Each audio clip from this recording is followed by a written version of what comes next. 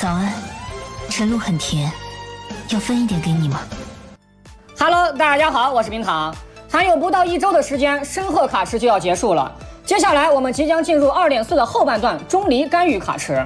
然而时至今日呢，依然有很多小伙伴在纠结着申鹤到底抽还是不抽呢？或者说他们在干预跟申鹤里面反复横跳，这原始有限2选1，我到底应该抽哪个呀？那么本期视频 UP 我就来帮大家分析一下吧。老规矩，谈抽卡不谈叉 P， 要不然这视频呢就没法做了。就所有抽卡我都可以一句话概括，你喜欢哪个你抽哪个，对吧？这视频我还怎么做呀 ？OK， 先来说干预，什么人适合抽干预呢？刚入坑打怪刮痧，手里急缺一个 C 的玩家，这一类小伙伴一定要优先抽干预。我曾经给大家说过一句话，不知道大家还有没有印象？一个优秀的 C 只能决定你的伤害下限，而一个优秀的辅助能决定你的伤害上限。只有当你先把下限抬起来了，你的上限才会更高。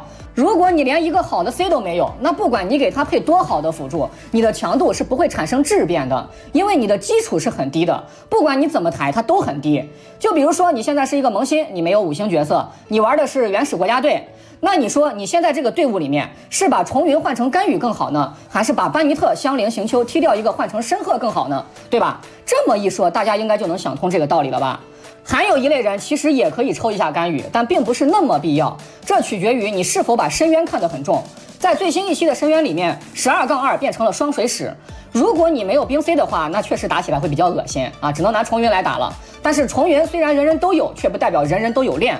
1级重云真的一抓一大把，那为什么就是不练呢？说白了就是不想练，就想玩5星角色。那么这一类5星玩家其实也可以抽一下干预，不管是打水使徒还是雷使徒，效果都是非常好的。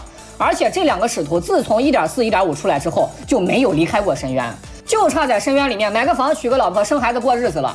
相信以后这深渊里面绝对是使徒横行的状态，集齐7个属性的使徒绝不是梦啊。那么你有一个干预就肯定不会亏，最起码水和雷的问题先给解决了。但是还有一个问题，神里的复刻已经被提上日程了，万一他就真的在 2.6 呢？你愿意跳过干预来等神里吗？这就得看各位小伙伴自己的耐心了。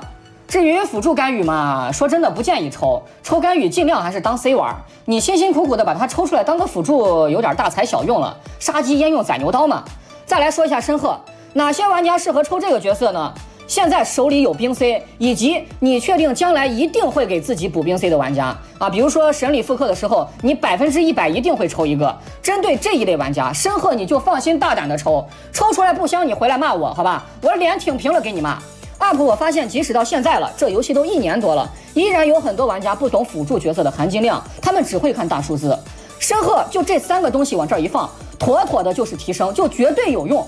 这种有用是机制上的设定，你只要玩冰 C， 那你队伍里面塞一个申鹤就肯定是有提升的。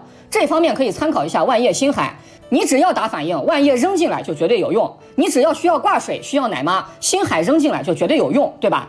当时这2个角色出来的时候 ，UP 我就给大家说万叶有用结果你骂我傻逼，现在求着万叶复刻。后来我又给大家说星海有用，结果你还是骂我傻逼，现在又在求着星海复刻。你看吧，时间证明了一切。然而今天 UP 我依然还是要说申鹤有用，也许你还在骂我傻逼，没有关系我们不需要争论，时间会再次证明一切的。希望到时候你不要哭爹喊娘的求着让申鹤复刻对吧？求人多不好看呀，多丢人啊！你说是吧？各位小哥哥小姐姐们，求求你们了，给孩子一个快处3连吧。俗话说得好，3天不打上房揭瓦，我是3天不吃屎浑身难受今天多一个3连，我就多吃1口屎，我非要把所有粉丝的屎吃完不可。给孩子一个3连，圆孩子一个吃屎梦吧。求求你们了。